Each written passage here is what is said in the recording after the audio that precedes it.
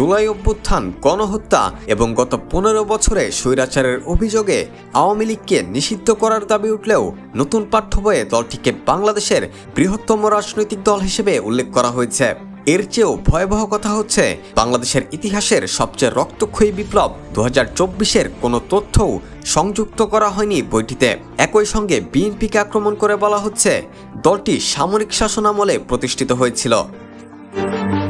নতুন শিক্ষাবর্ষে প্রকাশিত নবম-দশম শ্রেণীর পৌরনীতি ও নাগরিকতা বইয়ের 73 নম্বর পৃষ্ঠায় গণতন্ত্রের রাজনৈতিক দল ও নির্বাচন ব্যবস্থা অধ্যায়ে বাংলাদেশ আওয়ামী লীগ সম্পর্কে বলা হয়েছে, আওয়ামী লীগ দেশের সবচেয়ে পুরনো এবং বৃহত্তম রাজনৈতিক দল। 1949 সালের 23 জুন ঢাকায় প্রতিষ্ঠিত আওয়ামী মুসলিম লীগ পরে 1955 সালে নাম থেকে মুসলিম শব্দ বাদ দিয়ে বাংলাদেশ আওয়ামী লীগ নামে পরিচিতি পায়। অন্যদিকে বইটির একই অধ্যায়ে বিএনপি সম্পর্কেও বিভ্রান্তিকর তথ্য দেওয়া হয়েছে। বিএনপির প্রতিষ্ঠাতা জিয়াউর রহমানকে সাবেক রাষ্ট্রপতি না বলে সাবেক সেনাপ্রধান হিসেবে উল্লেখ করা হয়েছে এবং বলা হয়েছে 1978 সালের 1 সেপ্টেম্বর তিনি সামরিক শাসনামলে বাংলাদেশ জাতীয়তাবাদী দল বিএনপি প্রতিষ্ঠা করেন।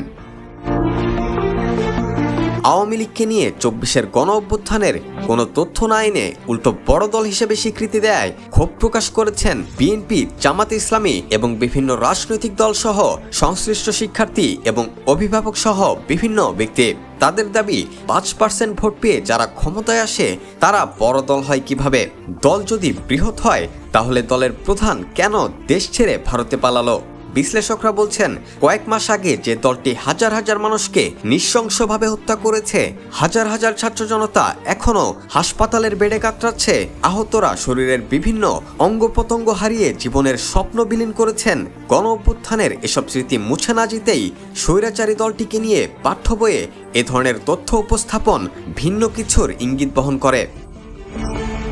Rakibul Hasan, D news, Bangladesh.